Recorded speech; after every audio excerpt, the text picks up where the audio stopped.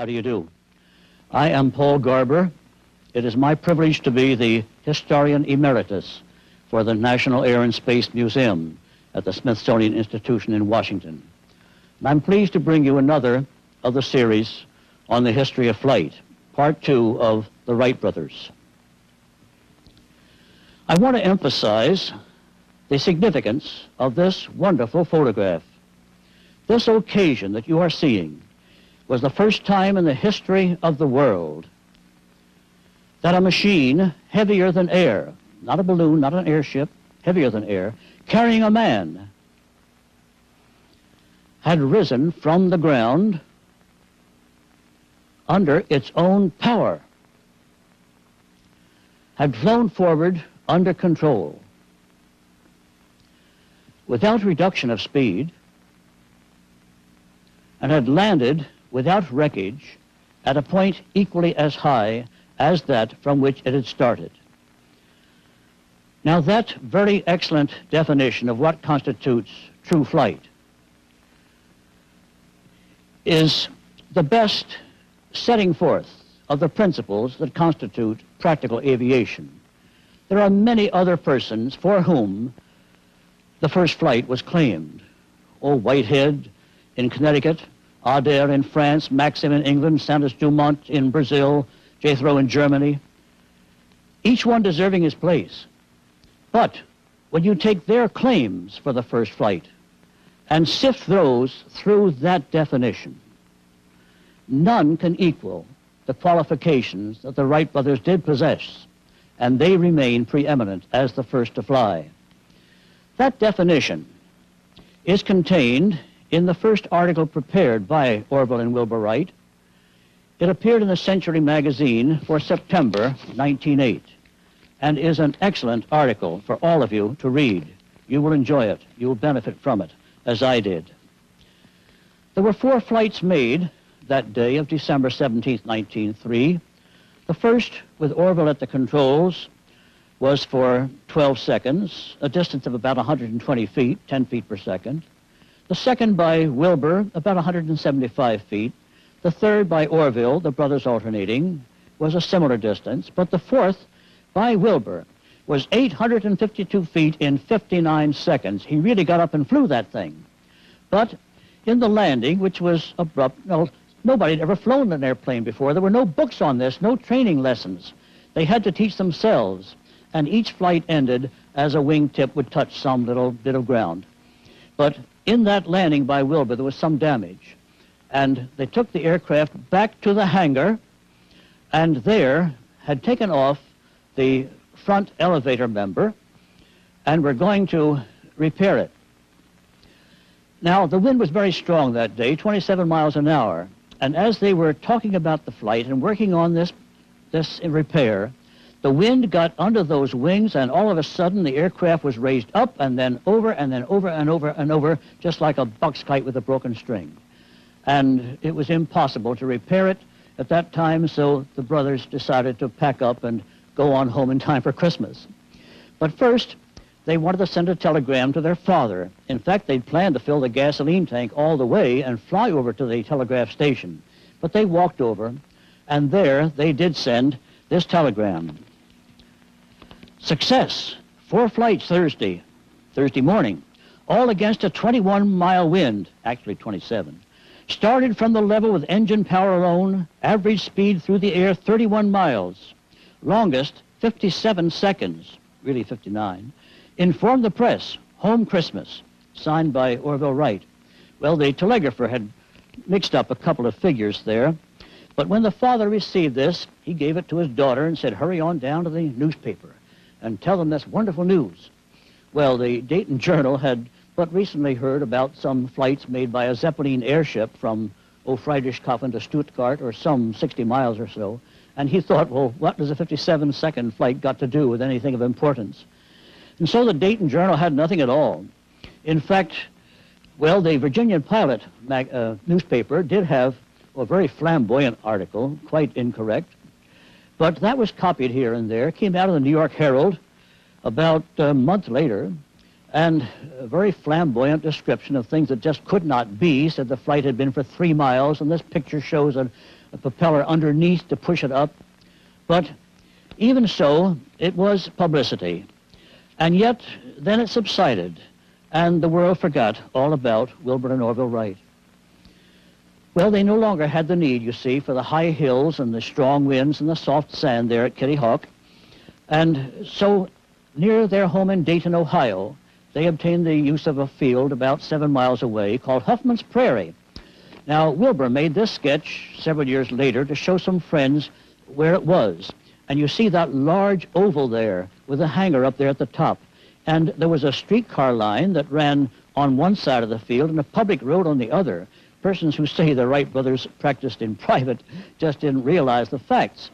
But there at Huffman's Prairie, the Wright brothers first set up a rig similar to that which they had had at Kitty Hawk.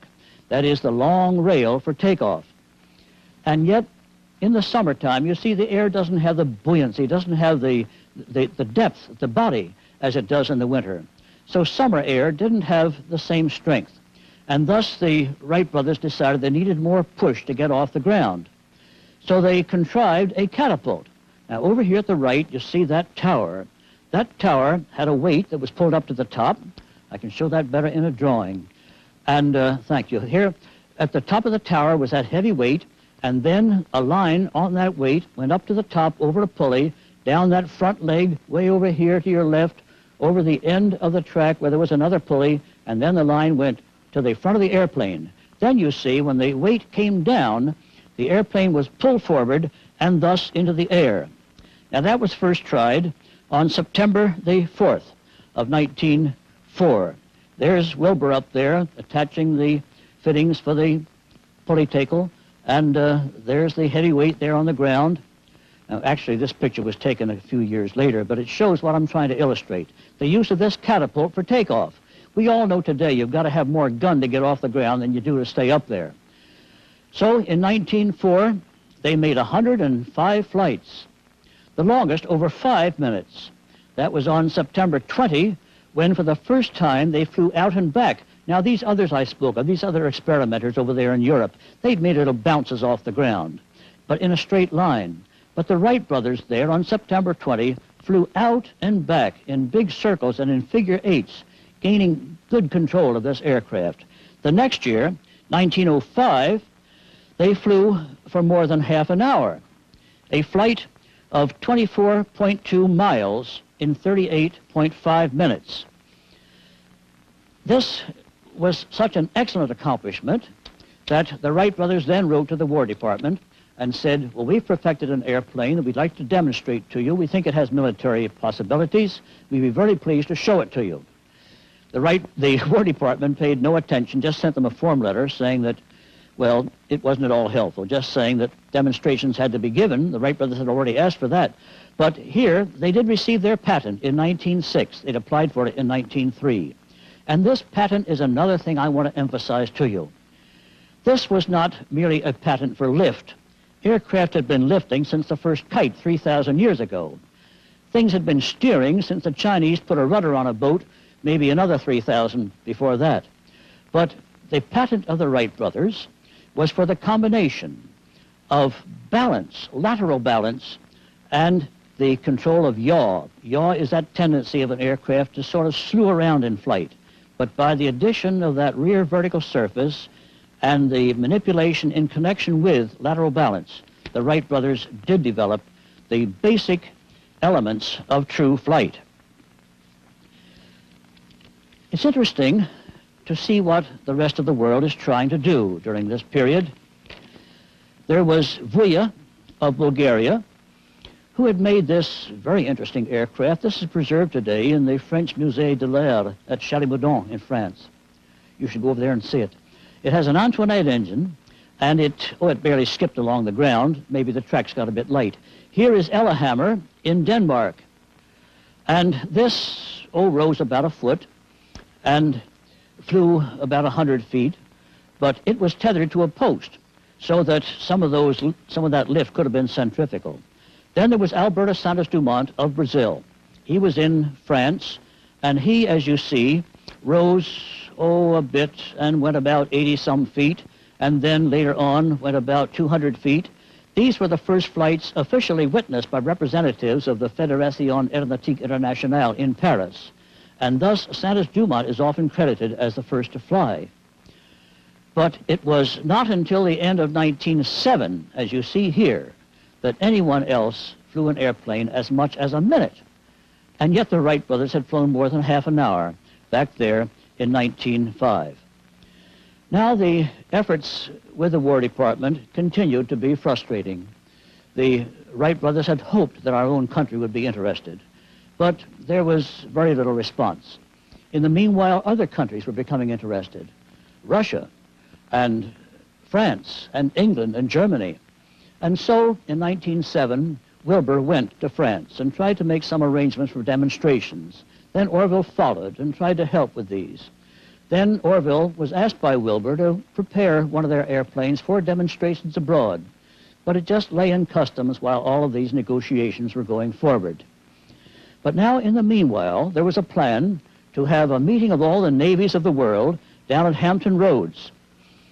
And the Wright brothers thought, well, nobody believes we can fly. All of these efforts to get together with these governments are so frustrating and disappointing.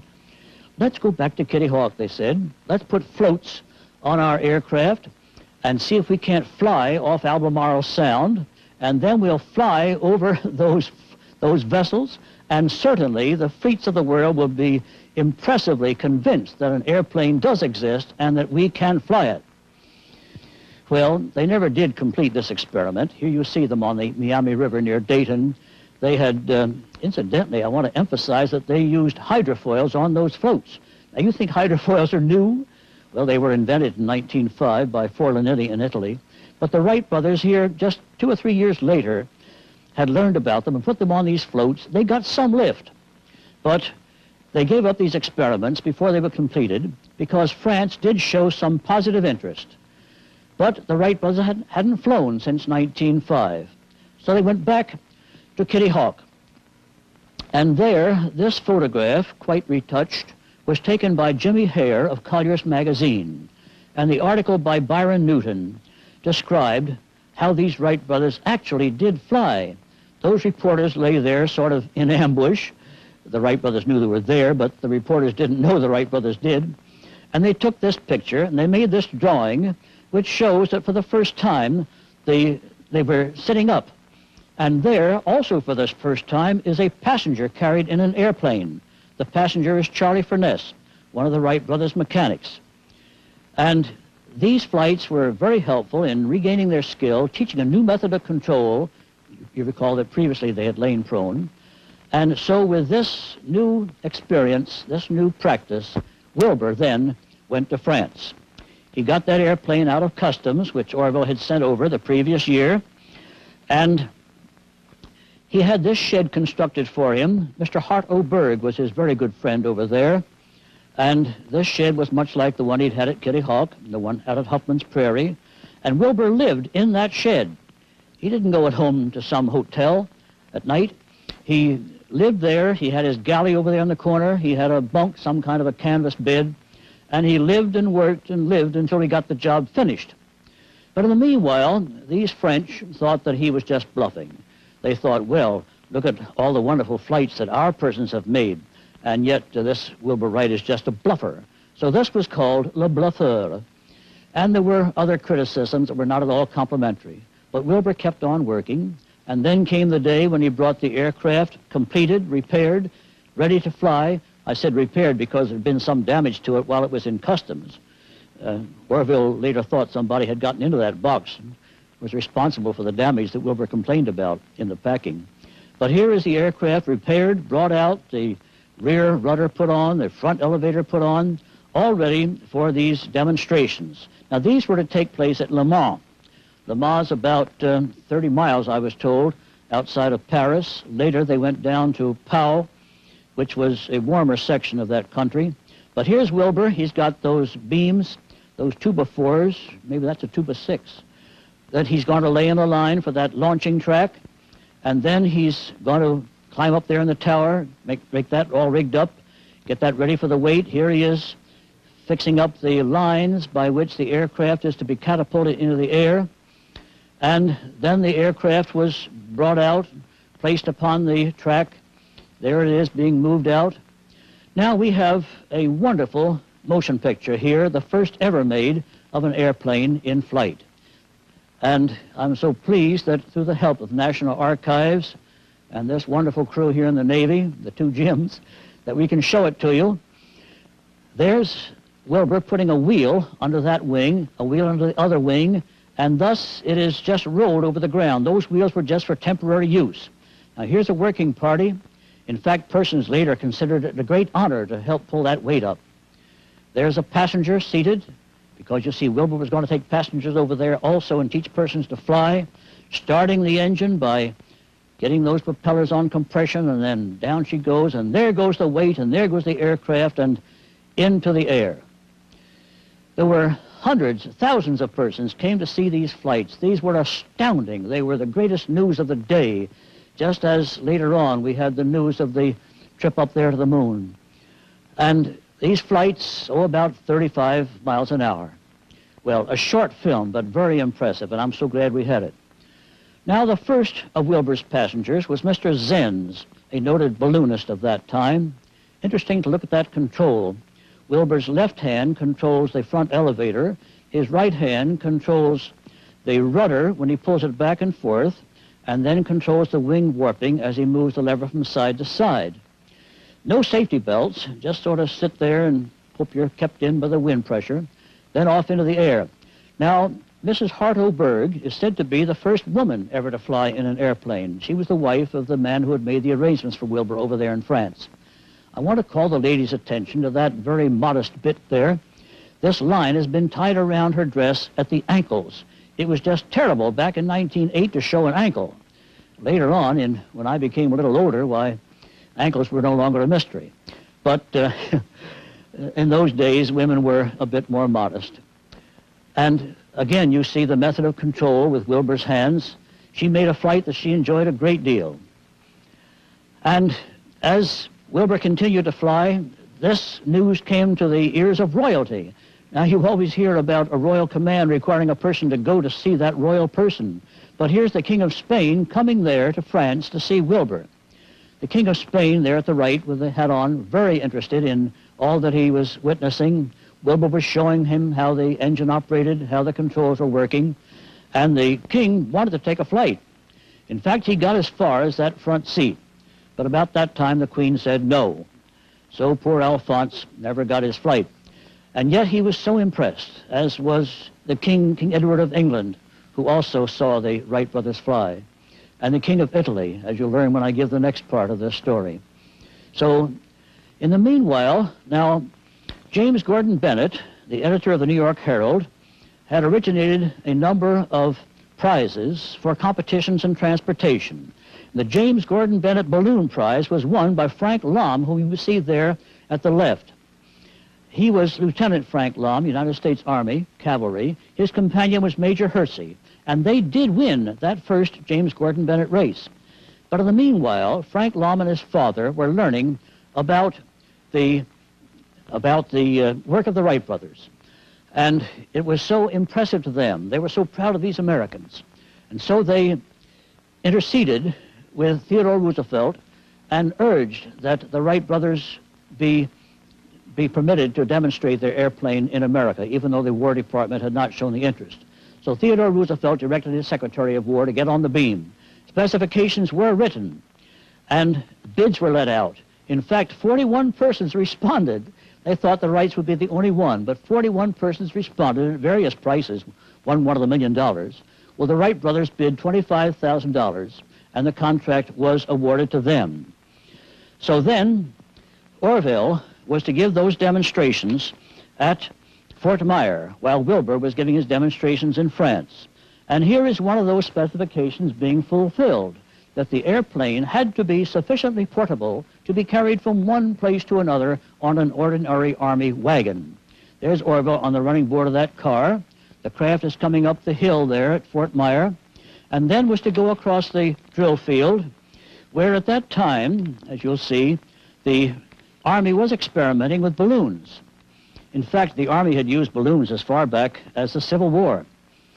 And We're going to tell that in another one of these parts. Also, the Army was interested in an airship, and this airship had been made by Thomas Baldwin, and the power was provided by Glenn Curtis of Hammondsport. I'll be mentioning him a little further on. And this airship was quite successful. The flights by it were in July. Well, now here we are, September, early part of September in 1908, the airplane being unloaded into the hangar there, where it was assembled. Orville supervising the mechanics, Charlie Furness and Charlie Taylor, getting a hand from the men of the Signal Corps there. And then it was brought across the field, again using those temporary wheels, as you saw, being taken over to the catapult, the launching tower. Again, there were thousands of persons there to see these flights. Uh-oh, look out, girls, get out of the way. There's that miniskirt of 1908, demonstrated by these two ladies who were in the way at the moment. Then over to the launching rail, and you can see at the left the tower, and the launching track is underneath, and then the aircraft was being adjusted, ready for takeoff. There's the takeoff. The first one was on September the 3rd. And then, you see, part of these specifications required that a passenger must be carried, and also that the craft be able to fly for an hour. Well, Lieutenant Lom, now they're at Fort Myer, and shown here with Glenn Curtis, who made the engine for that airship that you saw, Frank Lom was to be the first military passenger. And on September 9, Orville first went up for a flight of 57 minutes and 25 seconds. Then on his next flight, he flew for an hour, 2 minutes and 15 seconds, the first time in the world that an airplane had flown for more than an hour at Fort Myer. In fact, sometime when you go to Fort Myer, Virginia, you'll see at the reviewing stand a plaque there, a bronze plaque that my wife and I provided through the Early Birds organization. That's a bunch of old-time flyers. And on there, we've listed all these famous firsts of aviation at Fort Myer. Well, then, on September 9, Lom became the first passenger, military passenger to fly, and the duration was 6 minutes and 24 seconds. 6 minutes, 24 seconds, a world record with a passenger. Then, on the 12th of September, the passenger was to be Major Squire. Major Squire, standing there with his back to us. Now notice that flag on the front strut there of the elevator. That had been given to Orville by Mrs. Winfield Scott Klein. She became wife of the photographer, and later they gave that flag to the National Air and Space Museum. Not the first flag to be flown, because back in 1904, when Roosevelt was elected, the Wright brothers had flown a flag on their airplane at Huffman's Prairie. But now there's Major Squire. He's going to be the next passenger. And on the date of September 12th, he did have a flight for 9 minutes and 6 seconds. That was another world record. Meanwhile, of course, Wilbur was making those flights with passengers in France. Now, on the 17th of September, the passenger was to be Thomas Ethelyn Selfridge, the gentleman in the foreground, and he is with Alexander Graham Bell, inventor of the telephone. Now, Dr. Bell had been interested in aviation for many years. Up at his summer home in Baddeck, Nova Scotia, he had developed a series of kites, and then, having brought together a group of men who consist here of Casey Baldwin. Now, he's no relation to the airship Baldwin. He's to the left. Then Lieutenant Selfridge. In the center is Glenn Curtis, who had been brought in to make the engines. Curtis was a very capable maker of excellent motorcycles. And these motorcycles had been seen by Baldwin, and an engine had been seen by Bell, and thus Curtis was under contract with Baldwin to make engines for the airships, and with Bell, an associate, to make the engines for their airplanes. In fact, Bell first tried the Curtis engine on a large kite, but the kite didn't get off. So then, at the right there was McCurdy, who was carrying a crutch because he tried out one of Curtis's motorcycles. Well, now, Selfridge had the honor of designing the first airplane. They called it the Red Wing because there was quite a lot of red silk left over from some of Dr. Bell's kites. And this was tried first in March. It went up rather steeply and came down rather hard. They had left out one very important element, and that was lateral control. They had lift. They had an elevator there for raising it. You see that there in the front. Also had an elevating surface at the rear. And then they had that vertical surface for steering at the rear. So the aircraft got off, but it did not have control. That was a very essential element. So Selfridge wrote to the Wright brothers and asked for information about lateral control. The Wright brothers wrote a very courteous reply and suggested that he study their patent. Now, the next aircraft was designed by Casey Baldwin. They called this the White Wing. They had run out of red cloth, probably. And in this one, Selfridge did fly. That was in May the 19th of 1908. Thus, you see, the first time in the history of the world that a military officer had piloted an airplane. Thomas Ethelyn Selfridge. Well, now, this fine young man was to have this marvelous experience of flying with one of the two greatest pilots of that day, Orville and Wilbur Wright.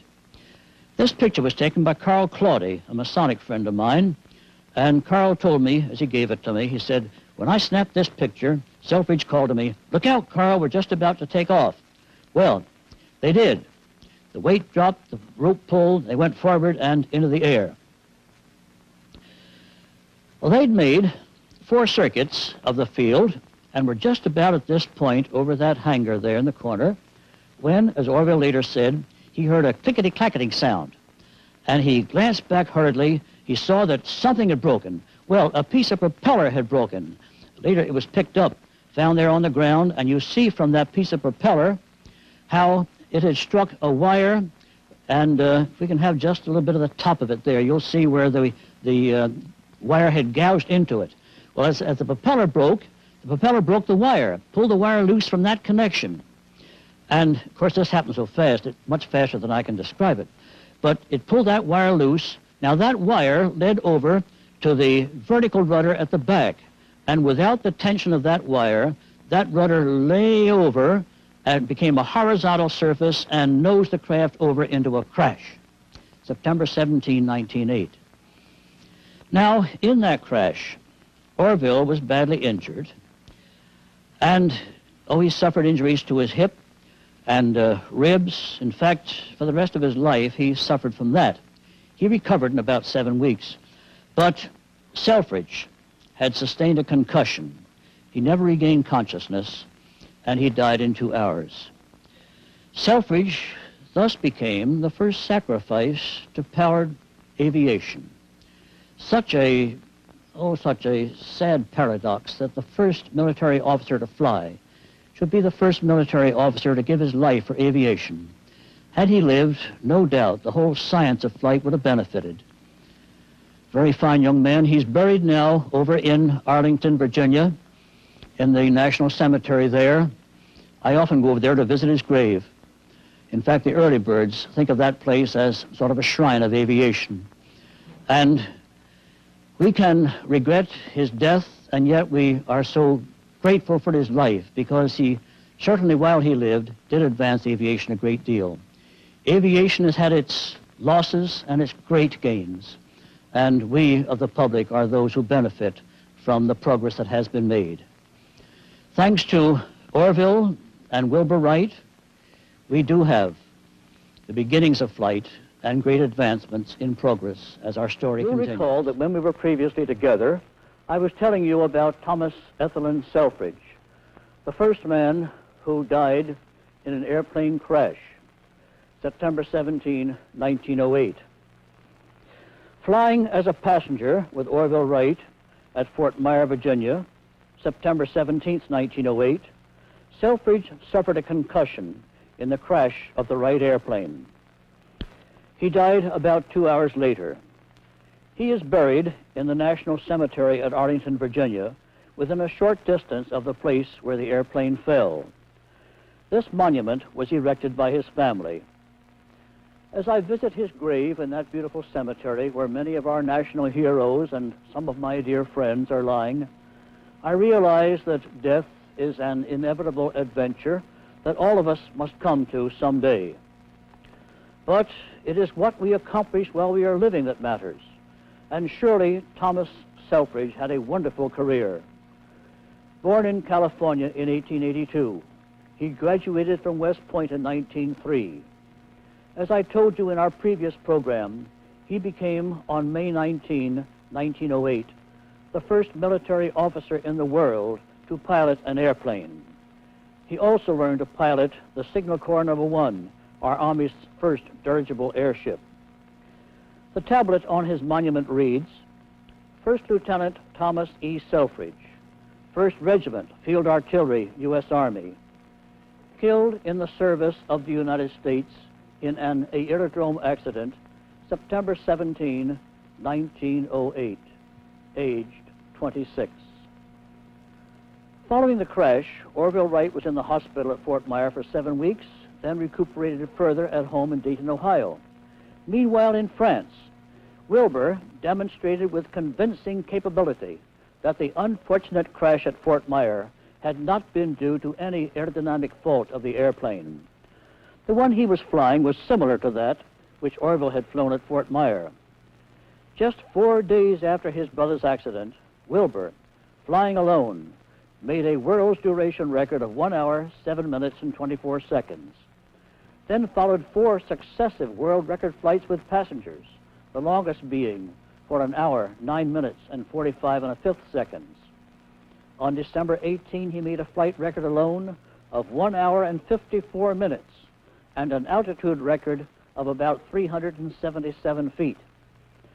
On December 31, he made an astounding record of 2 hours, 20 minutes, and 23 1/5 seconds. During the total period of his flights in France in 1908, Wilbur made more than 100 flights. In January 1909, Orville, accompanied by their sister Catherine, joined Wilbur in Paris, where they went on some sightseeing together. During the winter months, Wilbur had moved his flight demonstrations to the warmer southern part of France, and there King Edward VII of England came to see Wilbur fly. Also at Pau, France, Catherine enjoyed a flight with her brother. Orville was standing just to the left outside of the picture as the airplane was being ready for takeoff. In April, the 3 of them went to Italy, where further demonstrations were to be made. Here the airplane is being hauled through the streets of Rome on the way to a large open area, which is now part of the flying field of Centocelle. There, King Victor Emmanuel showed enthusiastic interest in the airplane. We are pleased that His Highness was also interested in photography because, from the camera that his equerry is carrying, we have several of these photographs that you are seeing. His Highness did not take a flight, but he asked numerous questions about the mechanism and operation. A very interesting motion picture film was made in Italy, including a portion taken with a camera located directly behind the pilot and showing his manipulation of the front control. Here's the hangar. Many persons came to see these wonderful flights, the airplane coming out, being moved on temporary wheels that are placed under the wing so it can be rolled to the starting rail. You recall that this long starting rail was part of a catapult system by which the airplane was given its initial velocity to supplement the power of the engine. There's Wilbur, just at the left for a moment. The front end of the airplane is to the right, a bit confusing because today the tail is at the back. Propellers, you see, are at the rear. The engine started by cranking both props, pulling down on the outside blade. There's Wilbur with one of his passengers. He carried about 20 passengers during the 40-some flights that he made there near Rome, along the starting rail and into the air. A wonderful wide-open area, quite historic because in some of these scenes you can see the old Roman aqueducts in the distance. Around and around that huge field, there's those aqueducts. The speed about 40 miles an hour, altitude, as you see, about 75 to 100 feet, sometimes about 150. The camera was hand cranked, and so the speeds will seem to vary as the operator may have gotten a bit tired turning that crank all the time. Here he's going to give the cameraman a pretty close shave. Large number of officers there. There's Orville with that straw hat on. Balloons were used at that time by a number of armies. Airplane under perfect control. Now we're going to get a real, there goes your hat, real thrill. You notice how the airplane seems to sort of hunt up and down. Of course, close to the ground, there are air currents that are sometimes rather bumpy. Another approach. Speed, as I say, about 40 miles an hour. The revolutions of the propeller will seem to vary in the movie. See how slowly they seem to go, but that's because of the synchronization with the motion picture film. About 350 RPM. Now, you're just about to see, for the first time ever taken, movies during an airplane in flight with a camera mounted behind the seats, pointing out forward between the pilot and passenger. Now, along the rail, a very interesting thing here is that string that's tied to that upright stick there. You see it every now and then more clearly than at others. Now, that is an instrument. Today we have hundreds of instruments on our control panels, but that string was just about the first instrument. And as it waved toward the pilot, he could tell whether he was climbing or descending by the way that it would fly sort of upward or downward. And if it sort of waved to one side or another, he knew he was drifting, either right or left, or had a cross current. So it's a darn good instrument. Very simple and quite informative to the pilot. There's some of those aqueducts in the distance. Notice how the airplane seems to go up and down with constant manipulation of that elevator in front. That's one of the features of those types that have the elevator in front. Wilbur made 42 flights in Italy, including a number with passengers. On 23 of these flights, he gave instruction to 3 officers, Lieutenant Mario Calderara of the Italian Navy, Lieutenant Umberto Savoia, and Captain Castanieres Guido. The arrangements for these flights had been made by the United States Ambassador to Italy, Lloyd Griscom, who very graciously gave me these photographs, including this beautiful scene of the airplane flying at sunset. This photograph was inscribed to the ambassador and Mrs. Griscom by Wilbur, Orville, and Catherine. Orville's health had improved during his visit to Europe and further benefited from the 2-week ocean voyage back to the United States. Back home in Dayton, they received a welcoming ovation, a parade and presentation of medals from Congress, from the state of Ohio, and from the city of Dayton. On that same day as the parade, June 18, the airplane which they had constructed as a replacement for the one which had crashed 9 months previous arrived at Fort Myer, and the brothers and sister followed soon after. Here they are at Fort Myer, Wilbur at the left, standing beside one of their mechanics, Charlie Taylor, Orville at the right, talking to his sister, and to her close friend, Mrs. Ralph Van Diemen, of whom you will hear more a bit later. This painting by Colonel Jack McCoy, U.S. Air Force artist, shows the general scene. The airplane, except for the engine and chain transmission, was all new construction, generally similar to the 1908 machine, but 4 feet less in span in order to increase its speed. In this scene, Wilbur has a Signal Corps flag, which he would wave at Orville while flying to inform him about the progress of his flights. Orville is standing there in front, nearest to us, on the right side, and Lieutenants Frank Lom and Benjamin Folloy, who were to be the military passengers in separate flights. At the right is a little lad, 10 years old. He's of particular interest to me because that is I. From my personal recollections of one of those flights at Fort Myer, I've been able to help the artist, and in turn, he painted me into the picture, helping one of the photographers, Winfield Scott Klein, carry part of his camera gear. Mr. Klein gave us some of these pictures. Another photographer there was Carl Claudy, who was also very generous in helping me with preparing these lectures. The airplane had been assembled and its engine tested in this hangar located at the southern end of the large drill field. And now, thanks to a motion picture photographer who went from the Department of Agriculture, carrying his large wooden boxed Edison camera over there, we have this first motion picture made in America of an airplane. Now, that's not the airplane in the foreground. That large object is President William Howard Taft, weighed about 320 pounds. And He was accompanied by a number of his cabinet, ambassadors, officials of government. Just about everybody would go over there to see these flights. I read about them in the paper, and I'm so glad that I went over the following year. This is in 1908, however, that you're seeing now. Or not 1909, 1909 this is, yes. You can always tell the difference by the higher landing gear. Now, Orville will be coming along in just a moment. Hurry up, Orville. There he goes. And here he is with his passenger, Lieutenant Lom, Frank P. Lom. The date is July 27 because that was the date of the Endurance flight, the one that I saw. Orville ducked under all those wires to get into his seat. Now, just beneath him, there's a thing that a sailor calls a pelican hook. It's a means whereby a tension can be released to let the airplane go forward. There's Wilbur with that straw hat on, Charlie Taylor in shirt sleeves. That's the catapult tower. A heavy weight, 1,200 pounds, is to be hoisted up to the top of the tower. There's the men pulling on the line. Up goes the weight. And Wilbur gives it a push with his cane. Now, as that weight comes down, with the engine running, a line fastened to the weight and extending out to the end of this rail and back to the airplane. The weight comes down, the line pulls, the airplane goes forward and into the air.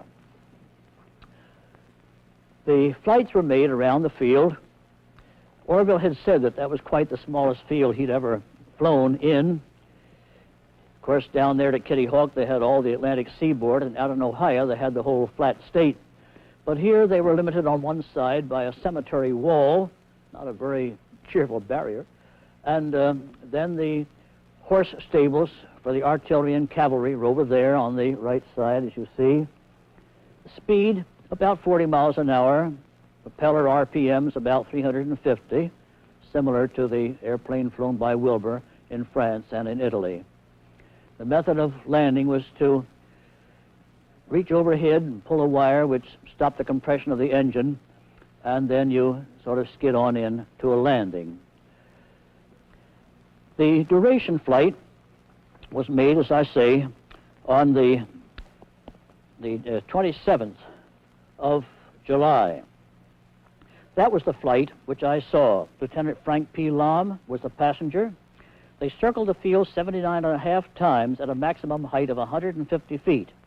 The official requirement was for a flight of an hour, and this flight of 1 hour, 12 minutes, 37 1/5 seconds constituted a new world record with a passenger.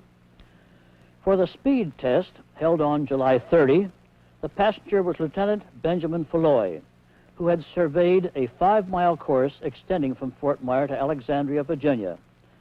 The Wrights hoped to attain as much speed as possible above the required 40 miles per hour because they were to receive a bonus of 10% for each mile above that speed. There was a quartering wind which reduced the airspeed in both directions. A balloon marker was raised above the turning point in Alexandria. The line for this balloon was tied to a large rock. That rock was the cornerstone of the National Masonic Memorial on top of Shooter's Hill. Today, the monument forms a turning point for airplanes coming into land at the Washington National Airport. The speed attained in the official test on April 30 of 1909 was a trifle more than 42.5 miles per hour.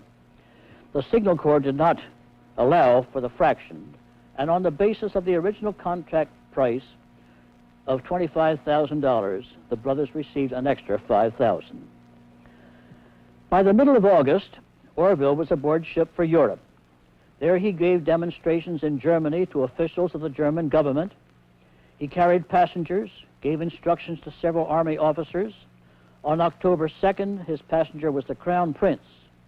On October 15th, he flew before Kaiser Wilhelm, who may well have been thinking how such a mechanism might be used in warfare, anticipating World War I, which began 5 years later.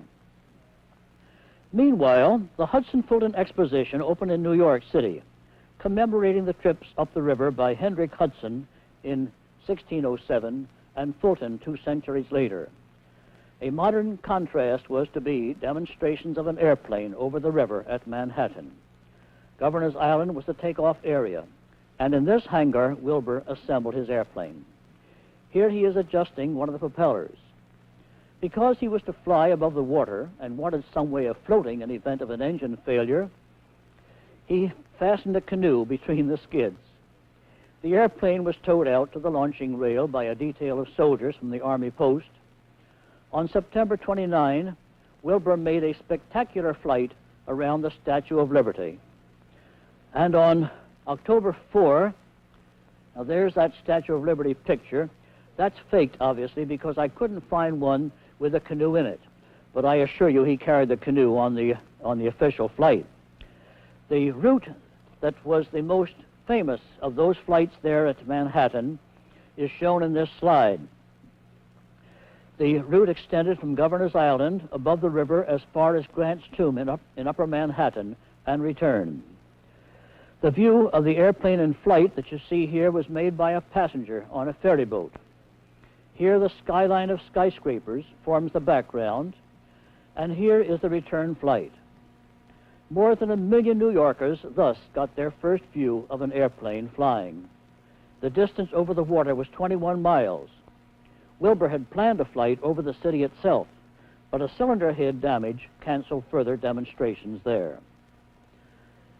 One of the stipulations of the contract with the Signal Corps was that 2 Army officers were to be taught to fly. The drill field at Fort Myer was too small for such training, and Lieutenant Lomb had found a larger, more suitable area at College Park, Maryland, about 10 miles north of Fort Myer.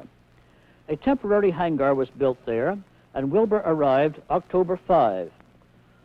Lomb and Falloy, who had been passengers for the official flights at Fort Myer, were designated to receive instruction.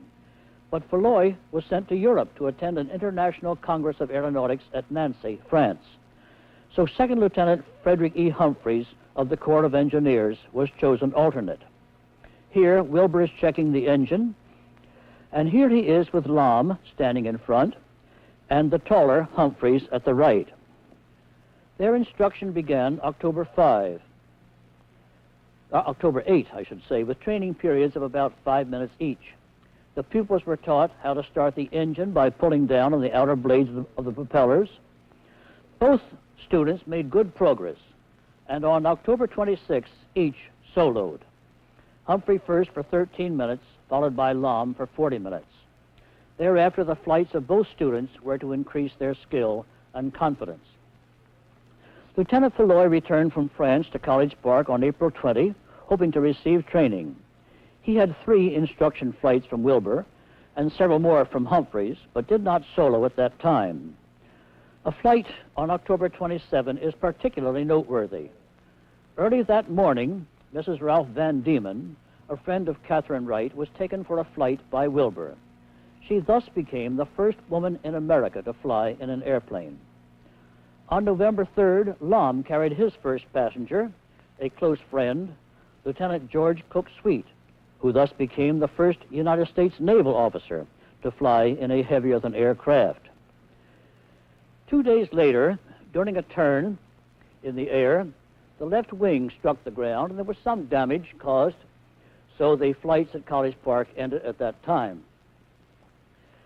Now, in the peculiar way that the War Department of those days acted, and the Defense Department of today sometimes does, the decision was made that Lomb should go back to the cavalry, and Humphrey should go back to the engineers, and Benny Falloy, who hadn't sold it at all, was told to take the airplane to Texas and teach himself to fly and use it in connection with the artillery and cavalry and infantry there. En route, he stopped off at Chicago to assemble the airplane during an electrical exposition. Incidentally, radio was installed in it, and that was the first installation I've heard of radio in an airplane. Then he went on down to Fort Sam Houston. The airplane was assembled there.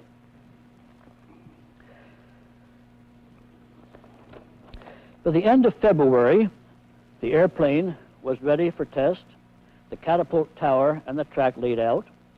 Lieutenant Falloy made his first flight there on March 2. This was also his first solo and lasted 7.5 minutes. It was followed by 3 other flights of 11, 21, and 15 minutes. But on the last flight, engine failure forced him to glide down. Leveling off too soon, he suffered a pancake landing. As he described the experience, he said he made his first solo takeoff, his first solo flight, his first landing, and his first crack-up all the same day. He had competent help in his group of enlisted men. Here they are, the entire United States Air Force of 1910. Eugene Simmons, who was in this group, was the first civilian airplane mechanic for the Army. He's the chap in the shirt sleeves there in the back row over at your left. We have him to thank for two of these pictures, including this one showing the wheels, which, under Lieutenant Floyd's direction, Simmons contrived so as to eliminate the use of the catapult tower and rail, which was required to be relayed every time the wind changed direction. At about the same time, July of 1910, the Wright brothers were conducting similar experiments with wheels, the first public use being at the Asbury Park, New Jersey flight demonstrations in August. During this period, Congress had not appropriated any money for operation of the airplane unit, and often it was kept in service only by ingenious and economical repairs accomplished by the hangar crew. Gasoline was sometimes purchased out of Floyd's own salary. To help with this awkward situation, Robert J. Collier, who had been the first person to buy an airplane from the Wright brothers, and who was then president of the Aero Club of America, generously lent his airplane to the Army. Mr. Collier is ever remembered for his donation of the trophy now named for him, which is awarded annually by the National Aeronautic Association for the greatest achievement in aeronautics or astronautics, the value of which has been demonstrated by a year of practical use.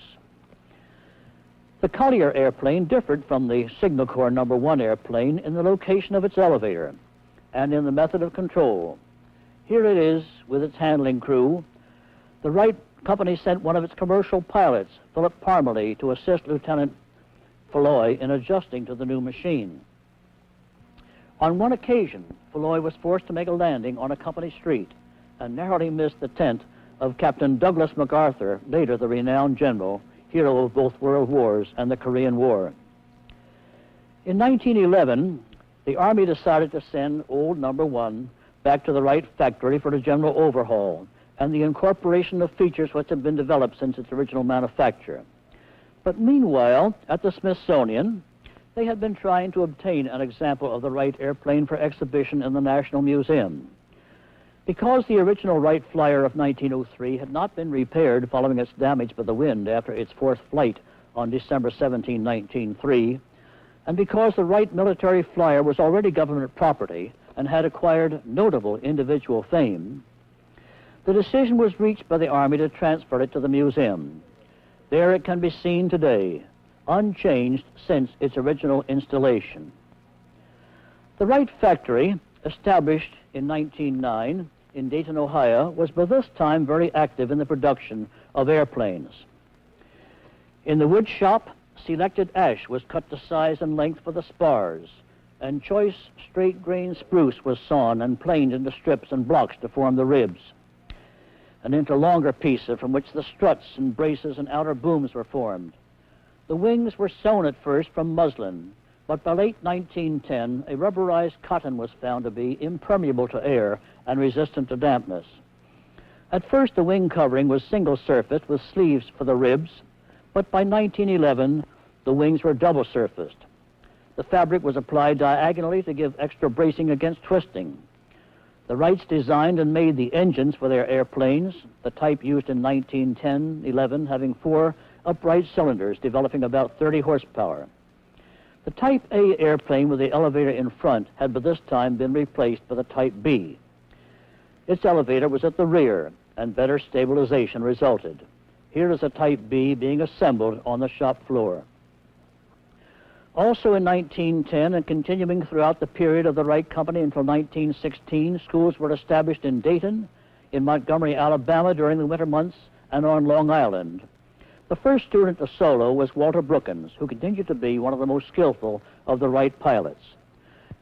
This ground trainer was used for acquainting the students with the manipulation of the controls for directional steering, climb and descent, and lateral balance. This shows the extent to which the wings could be warped in order to bank the airplane, that is to raise one wing high when making a turn to prevent skidding outward. Warping was also used to restore balance.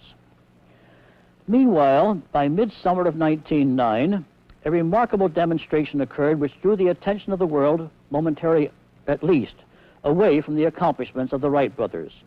The flight of Louis Blériot of France in an airplane of his own design from France to England showed that other persons and other nations were mastering the art and science of flight. This flight also demonstrated that the monoplane or single-winged airplane had individual merit, distinctive from the biplane-winged engines of the Wrights. Toward the end of the next month, pilots from all over the world were gathering at Reims, France, for the international aviation events. America was represented by Glenn Curtiss, another great man of whom I will tell you later. The Wright brothers could not participate because they were busy with their military contracts, but they were represented by some whom they had taught to fly. Now, Curtiss won that international speed event on the 29th of August. His speed, the fastest of all, was 47 miles an hour. But because he had won that event, America became the host for the next year. And this is the airplane the Wright brothers built to compete for the James Gordon Bennett race of 1910. As we resume our story with the next section of this story of the Wright brothers, I'll tell you more about this airplane and then carry on. We have come to that time when, although the Wright brothers in 1903 had invented the airplane, in 1904, 5, 6, 7, and 8 had improved it, and in 1909 were still ahead of most others. By 1910, others in the world had developed airplanes, some of them very interesting, very efficient, such as this Antoinette airplane with Hubert Latham, its principal pilot. In this part of our story, we will be telling not only what the Wright brothers themselves were doing, but also what was accomplished by persons whom they had taught to fly, and others who were flying the right type of airplane. The great prize for airplane speed in 1910 was the James Gordon Bennett Trophy, which had been won for America in 1909 by Glenn Curtiss, thus making America the host for 1910. As I concluded part 3 of our story, I showed you this Wright racer, which had been designed and built especially to keep this prize in America. It was named the Baby Grand. Orville, here at the controls, had flown it at a speed of almost 70 miles per hour, faster than the known speed of any other entry. Its 8-cylinder engine weighed about 300 pounds, 100 pounds more than their usual 4-cylinder types, and developed over 50 horsepower. Now look at the size of those propellers. I think they must be around 10 feet in diameter. The wingspan was only 22 feet, almost half that of the Kitty Hawk Flyer. Here's a final engine test. Now, there were no brakes in those days, and they hadn't used wheel chocks yet. I remember back in the old early bird times, it was customary for someone to holler, "More beef!" Then everyone would run to give a hand, and here you see they're holding it back so that the engine can be tried out. Also, sometimes we used to fasten a spring balance to the tail and then tie that to a post so we could measure the pull. Walter Brookins, the first person taught to fly by the Wright brothers, was to pilot the Baby Grand in this race. But to the great disappointment of many, particularly Wilbert and Orville, the engine, up there at Belmont Park, cut out at the critical time, and Brookins smashed into a bad landing. He crawled out of the wreck, but America's best hopes to win the race were lost. The English flyer, Claude Graham White, flying a 100-horsepower French Blériot monoplane, won at a speed of 61 miles per hour.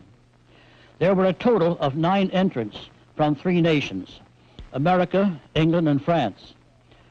Arch Hoxsey, also flying a small-span Wright airplane but with a 30-horsepower engine, attained an altitude of about 7,000 feet at Belmont on October 27. On that day, the wind was so strong that his flyer and that of Ralph Johnston were blown backward while still facing forward. On the last day of the meet, October 31, Johnston established a world altitude record of 9,714 feet. Another famous air meet during the fall of 1910 was held at St. Louis. There, Arch Hoxsey took Theodore Roosevelt for a flight. He was the first person who had been President of the United States to fly in an airplane. As they landed and Teddy put back his wide-brimmed felt hat, he probably said, "That was bully." Air Express was inaugurated on November 7, 1910, when Phil Parmalee flew a Wright airplane from Sims Station near Dayton to Columbus, Ohio, carrying a package of silk consigned to the Morehouse Martins Company. The cargo weighed about 100 pounds and was valued at $800. His flight clothing consisted of an undershirt, a sweater coat, a heavy top coat, woolen cap, and goggles. The 65-mile flight was made in 66 minutes. Parmalee carried one piece of airmail. And the crowd that welcomed, they were so amused because he had such a hard time getting through all of this clothing and finally finding that letter to give it to Max Morehouse. Now, also in 1910, the world had become greatly interested in aviation, and everyone in America, among other nations, wanted to see airplanes in flight. So the Wright brothers organized an exhibition team. The person there with a derby hat, we used to call it an iron hat, is Roy Nobbenshoe, famous balloonist and dirigible airship pilot.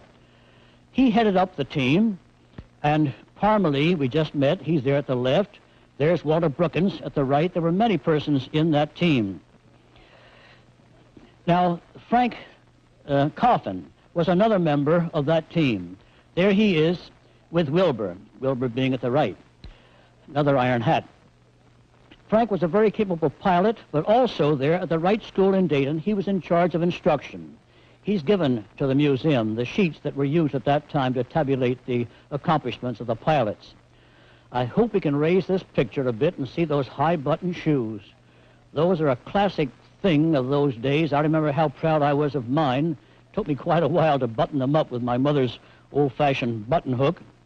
Well, Frank was a splendid person and was one of the first to use floats on a Wright Type B airplane.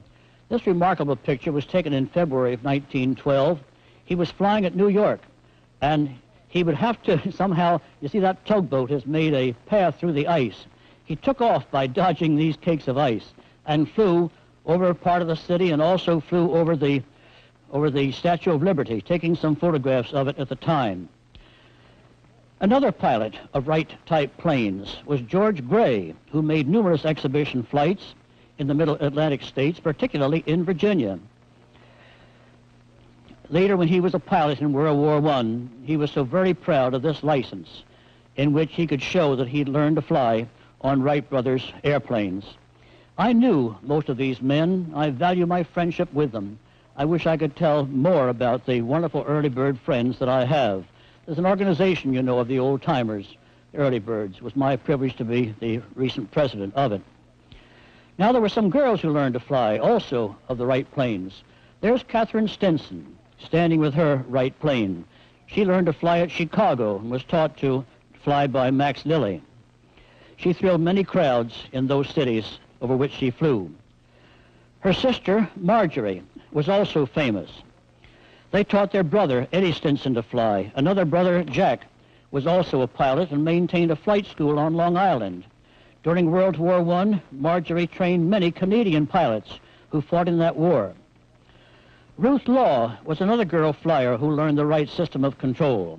Her cross-country flight in 1918 from Chicago to New York was a record maker. And during the First World War, she encouraged bond sales by advertising them from the sky. Now, Al Welsh, shown here at the left, had been one of the first three students taught to fly by Orville Wright. The other two were Brookins and Hoxsey. Welch's most famous pupil is shown here, Lieutenant Henry H. Arnold, later General of the Air Force. I always bow a bit to Hap. It was through him that I met my dear wife. And we always go over to his grave on Memorial Day and lay a few flowers there in appreciation. We're certainly a happy couple, and I'm so grateful to say so. Now, Hap had begun his lessons on May 3rd, 1911. The flight lasted 7 minutes, and on the report sheet, Welch wrote, "rough." Some bad landings, I guess. The third lesson was for 12 minutes, and the comment was hand-on elevator, meaning that the teacher let the pupil steer the airplane up and down. During lesson number 9, Arnold was permitted to try balancing the airplane, and on lesson number 19, the comment was landed without assistance. The final notation was number of flights, 28. Total time in the air, 3 hours, 43 minutes. Finished 13 May, 10 days learning. Actually, it was 11 days, but the Wright brothers didn't permit any flying on Sunday. They were the sons of Bishop Wright, you recall. Arnold's companion in training was Lieutenant Tommy Milling. Now, there's Hap at the left and Tommy seated there in the airplane. Milling's teacher was Cliff Turpin. Here's Cliff in his airplane at the center of this group. The picture was taken when the minister at the right was marrying the couple at the left. Then Turpin took the bridal couple up for a short aerial honeymoon. There were all kinds of aviation thrills and stunts in those pioneer days. In June of 1911, the Army established its first aviation field at College Park, Maryland, the same field where Wilbur had taught the Army's first 2 pilots in 1909, as I described in my previous section of this series. There, the Army quartermaster constructed these hangars, which had been designed by the Wrights, and Arnold, Milling, and other officers, pilots, and men were assigned to conduct military flight operations there. Arnold was a very active pilot. On July 7, he made an altitude flight of 3,260 feet. On July 10, he flew over the United States Capitol building.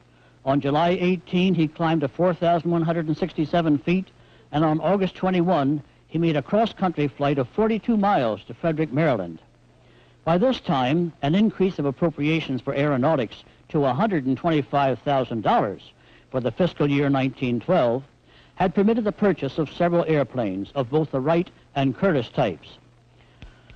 Bomb dropping in those days was a simple procedure. You just picked it up, held it out, and let it go. Here at San Francisco in 1910, Lieutenant Myron Crissy had assembled a bomb from some 2.5-inch pipe and made another one from an artillery shell. With Phil Parmalee as pilot, Crissy dropped them from a Wright airplane over the Tanforan racetrack. These were the first live aerial bombs. But at College Park, a more scientific method was developed by Lieutenant Riley Scott. His invention carried 2 18-pound bombs and included a telescope for measuring speed, an altimeter for measuring height, a stopwatch for precise timing, and tabulations for figuring equations. These tables were prepared for an altitude of 400 feet, and from that height, the bombs landed within 10 feet of a target that was 4 by 5 feet on the ground. Scott, whose pilots for these tests had been Tommy Milling, prepared tabulations for an altitude of 3,000 feet, but before he could make those tests at College Park, he had to leave for France. Our own War Department had not shown much interest, but the French had offered a prize for bomb dropping, and Scott was going to try to win it. In fact, there he did win the recognition he deserved. Now, James Means of Boston, whom you'll recall from a previous talk, was compiler of the aeronautical annuals of 1895, 6, and 7. The Wright brothers had studied those and had continued their interest in aviation from that time. Means also was interested in aviation, and in 1909 was granted a patent for a signaling device. It used the exhaust of the engine to blow through a tube in which lampblack was inserted by tapping a key, something like a telegraph, whereby dots and dashes of the Morse code could be blown out as visual signals. This was also tested at College Park, October 13, 1911. The official report was, because of the short time of the visibility of the puffs and the impossibility of distinguishing the same at a distance greater than 4 or 5 miles, it is thought that the device is not practical for general military use. On June 7, 1912, Captain Chandler, who was in charge of the air station at College Park, tested a Lewis machine gun for the first time from the air. Lieutenant Milling was his pilot. Using a drum with 50 cartridges firing at the rate of 500 shots a minute, 5 hits were made on a strip of cheesecloth 6 by 7 feet in size from an altitude of 250 feet. Other shots were fired into a pond to give the gunner a better idea of the spacing of the bullets. The next day, from an altitude of 550 feet, some 44 shots were fired. 14 of them hit a cloth target on the ground. The target was 2 yards by 18 yards in size. The gunner was handicapped by the lack of sights on his gun, and also it was very difficult to maneuver, to aim, to turn the gun because of the limited connection there of it. Moreover, the War Department was not particularly impressed by this. They said the purpose of the airplane is for reconnaissance duty only, and it is those young officers out at College Park who have these rather ridiculous and fanciful ideas that gunnery will ever be used during air combats. You see, the War Department still had to learn a few things. In October of 1911, Orville Wright went back to Kitty Hawk to conduct some tests in gliding under the very favorable conditions that prevail there. He was anxious particularly to develop some kind of an automatic stabilizer. In fact, he'd been working on that since 1907. He had with him there at Kitty Hawk his brother, Loren, his nephew, Horace, and their friend, Alec Ogilvy of England. Their first job upon arrival at the old camp was to patch up the hangar and arrange housekeeping details. The gliding tests continued for most of the month, with various modifications made in the aircraft, at times using some parts from the old machine of 1905, which they had left there. The most notable performance was on October 24, when about 20 glides were made, ranging from 1 minute to a world record of 9 minutes and 45 seconds. Now, that's hovering, you see, remaining motionless, pretty much motionless over one spot. Marvelous accomplishment. This record was not exceeded until 1921, when Germany, you see, had been prevented from flying powered aircraft and then turned to gliding to keep up their flying proficiency. And then they did finally surpass that 9-minute record. But this stood for about 10 years. Also in October 1911, another air meet was being held in St. Louis. One of the features was the carrying of mail by airplane. Walter Brookins, here seated on the skid, was the pilot. This was the second instance of official airplane mail in America. The first had occurred the previous month at the Nassau Boulevard, Long Island Air Meet, when Earl Ovington, wearing the crash helmet, had received a bag of mail from the Postmaster General himself. Frank Hitchcock, the Postmaster General, gave me this picture several years ago. Now at St. Louis, Second Assistant Postmaster General Granfield officiated. He's the gray-haired gentleman. The date of October 4 is confirmed by this piece of mail addressed to A.B. Lambert, one of the most enthusiastic patrons of aviation in those pioneer days. Later became one of the St. Louis sponsors of Charles Lindbergh's transatlantic flight. Incidentally, there's a penny postcard. You don't see them anymore. Now here's Mr. Lambert with Walter Brookins.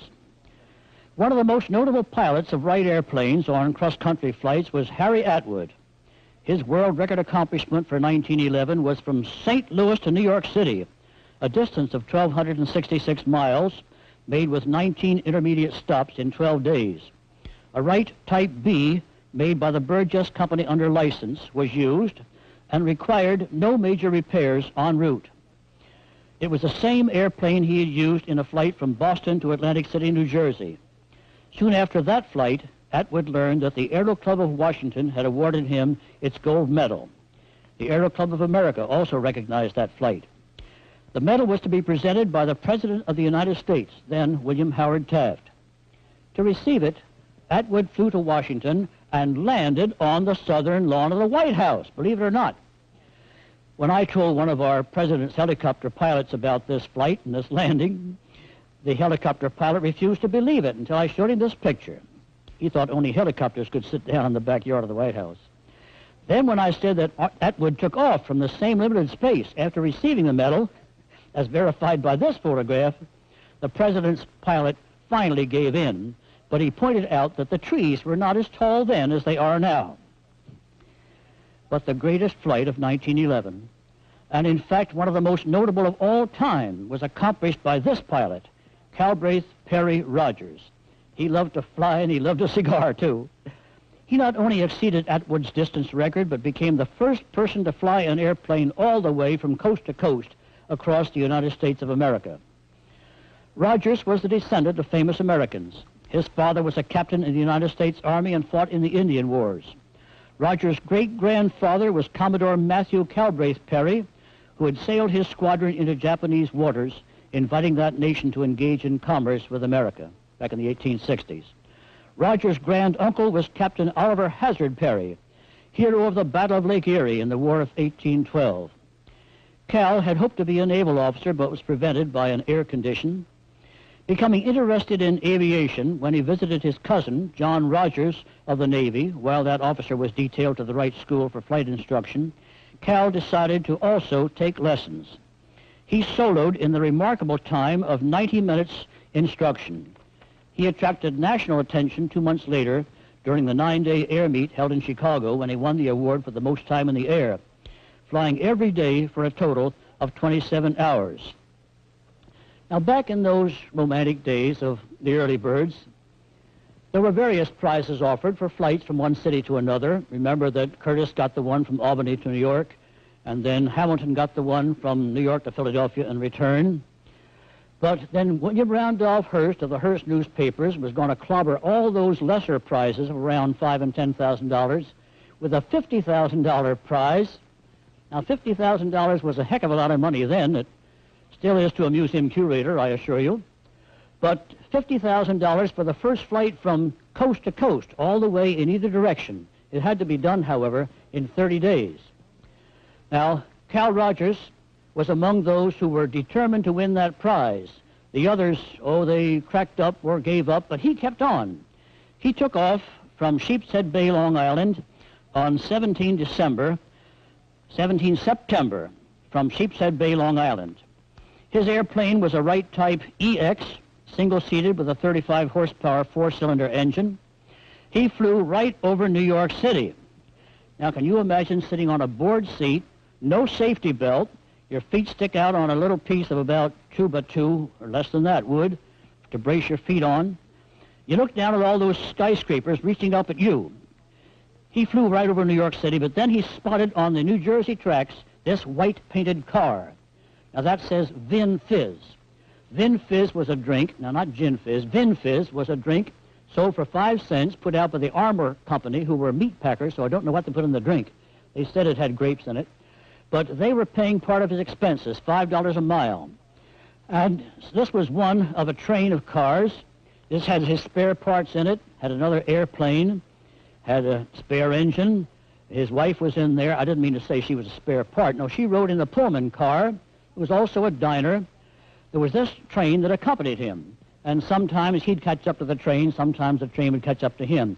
Now, here is Cal landing at Middletown, New York. That was his first stop, a wonderful flight. He said it was a good landing because it didn't knock the ashes off the end of his cigar. He'd flown 84 miles in 105 minutes. Now, here he holds up his only instrument. That's a piece of string. It was a corset string. His wife donated that.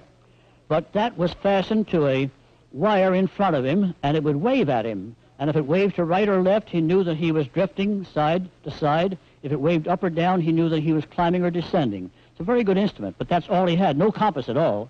Nothing but that little piece of line. Now, taking off from Middletown the next morning, his wheels brushed the top of a tree, and he landed in a chicken yard. That's no place to set it down. Repairs took 3 days. You must realize he had no advanced weather reports, no compass, no accurate information about the route ahead, only the railroad tracks to guide him, and sometimes he took the wrong switch. He flew on. His route lay across New York State, a corner of Pennsylvania, into Ohio, Indiana, Chicago. Then he turned southward because he knew he couldn't get over the high Rockies, through Missouri, Kansas, Oklahoma, Texas. He had more than a dozen serious crack-ups, some real washouts, but with the help of his mechanics, he kept on. Charlie Taylor was sometimes sent to help him from the Wright Company there in Dayton. As he got to Texas, there was an eagle there that disputed Cal's right to invade those skies.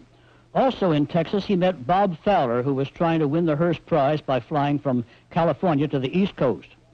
Fowler eventually reached the Florida coast near Jacksonville. That was the next year. It took him 122 days. As I stand here, the record is 123 minutes. Same distance, a B-58. But now we're back in 1911. After 49 days, Rogers arrived at his official destination. That was Pasadena, California. Here he received enthusiastic acclaim, as you can see. He had exceeded the 30-day stipulation, so he didn't get the prize. Nobody got the prize. Sort of a dirty trick, I think, but he did get the American flag around his shoulders, and that's a good enough prize for anybody. But now he wanted to take off and actually reach the Pacific coast. Here he is. He's going to go about 15 miles on to Long Beach. But over Compton, his engine quit, and he really pranged it down. He landed head first in a plowed field. Both legs were broken, also his collarbone, and he had a brain concussion, was unconscious for 24 hours. He was in the hospital a month. But then with his good wife's help, now that's Mabel at the left, his mother has on that rather large hat. But then they got him out in a wheelchair. He got on board a pair of crutches. He hobbled over to his beloved Vin Fizz, which had been repaired by his faithful crew. An enormous crowd awaited him at Long Beach. And there, sure enough, he landed and rolled those wheels in the surf of the Pacific. This was a glorious moment. He had flown from coast to coast in 84 days, a distance of 4,320 miles the way he flew it. The first person to cross the United States of America by air. He was feted back and forth, banquets on the East Coast, the West Coast, but finally he returned to California, and then on April 3rd he was giving an exhibition flight over Long Beach in his Wright B. He flew over a pier, and there was a bunch of seagulls that rose up rather frightened. One of them jammed itself into the controls, and down went Cal. He did not walk away from this one. He died April 3, 1912. Today, in the National Air and Space Museum, in this old tin shed, and I'll put in a plug for a new building because this is the most permanent temporary building in Washington, there is the Vin Fizz Flyer, restored by the Smithsonian crew, a wonder to everyone who sees it, this marvelous aircraft that did make the first coast-to-coast flight. Another development in 1911 is especially pertinent to this series of talks that we're giving. There's the Navy's first air station, and there is the Wright Type B, there at Greenbury Point, Maryland, across the Severn River from Annapolis. Lieutenant Rogers, who was Cal Rogers' cousin, had been taught to fly at the Wright Brothers School and was sent there to fly the plane. There's John Rogers in the foreground. With the showing of this picture, I want to identify and thank the sailor in the white cap. He is Dale Ziegler, by whose kindness I obtained these pictures of the B-1. I'll speak about him further in our next program. The B-1 was operated either as a land plane or a seaplane. Here is one configuration with two floats, and here one float only is used with the addition of wingtip floats to keep it balanced in rough water. Flights were made in the B-1 to Baltimore and to other areas of the Chesapeake, and then in December, with wintry weather making flying difficult, the aviators at Greenbury Point were ordered to transfer with their equipment to North Island, San Diego, California. There the dear old B-1 finally was washed out. Here is how a naval aviator kept his feet dry when going ashore from his aircraft, riding piggyback on some sailor. The dear old B-1, as I said, was finally washed out after about 2 years of service, but we're so grateful that one piece of it has been preserved, and that's the engine that you see here on this model. I'll tell you about that in our next program. I think it's a wonderful story, thanks to the foresight of the Navy, thanks a bit to the museum. We have kept it, and it's a wonderful part, the oldest relic of naval aviation. That when we were previously together, I told you of the Wright B-1, which was the first Wright-type airplane made for the United States Navy. I showed you this scale model, explained that the airplane itself had been washed out since 1912 when it pranged into Chesapeake Bay, but one significant part of it has been preserved, and that is the engine. I want to show that to you.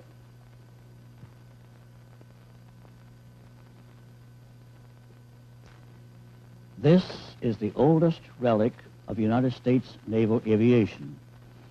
It is a Wright Brothers engine of 1911, about 35 horsepower. It was installed in the Wright B-1, which was a biplane. Had an upper wing and a lower wing, biplane. This is the front end of the engine. This is the rear end. That is, the airplane went that way. And on the front end is this water pump driven by these gears. On this plate was mounted the magneto. Unfortunately, that was not preserved, but we're so glad that the engine itself was preserved by the Navy. The magneto was mounted here, and from the distributor unit of the magneto, wires extended to these 4 spark plugs. The magneto could be rocked mechanically by an arm so as to reduce the speed somewhat, but there was no throttle as such. You took off wide open, you flew wide open, you could slack off a little bit by rocking the magneto for coming in for a landing, but then to stop the engine, there was a compression wire that extended right in front of the pilot and to this lever, so that as this was moved, it would hold up the exhaust valve and thus stop the compression in the engine. On the back end is this flywheel. On this shaft, there was mounted a double sprocket, and from this double sprocket, chains extended to the propellers, the 2-pusher propellers, to the port and starboard sides. Those revolved in opposite directions. We are positive that this is the engine of the B-1. In 1957, I was in San Diego, and there I met Dale Sigler, who told me that he was the Navy's first aviation mechanic. And I told him about this engine. He said if I could see it, I could identify it.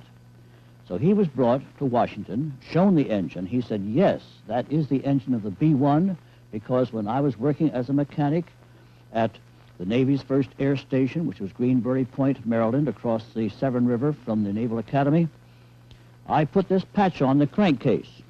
And so by his own handiwork, he identified this as the actual engine of 1911. This is the oldest relic of United States naval aviation. On Memorial Day, May 30, 1912, the world was shocked and grieved to learn of the death of Wilbur Wright early that morning.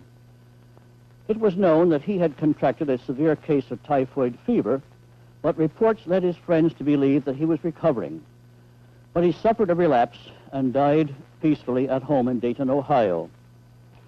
Persons throughout the world who had known this kind, capable, unassuming, quiet gentleman mourned his loss. This photograph was made in France in 1908 when Wilbur was demonstrating the Wright airplane there. And this is a painting made from life in France by the French artist Hervé Mathy. It was given to the National Air and Space Museum by Wilbur's close friend and mine, General Frank P. Lam, and his sister. This is one of the best photographs of Wilbur and is inscribed by him to his friend Léon Boulay, who helped arrange for Wilbur's demonstration flights in France. I sort of like this one best. Wilbur had brought this kite from France to the son of Frank Coffin. Frank was an important member of the Wright exhibition team. It looks as though Wilbur and Frank are having more fun than the boy with the kite. The Wright brothers loved children, but never married. The other 2 Wright brothers, Lauren and Rushlin, did have families. Orville was, of course, the one most saddened by the death of his beloved brother and companion. The marvelous combination of their minds and skills, which had brought to the world the first successful powered, controlled, and manned airplane, was severed by Wilbur's death. Orville found some comfort in carrying on the projects upon which Wilbur and he had been engaged.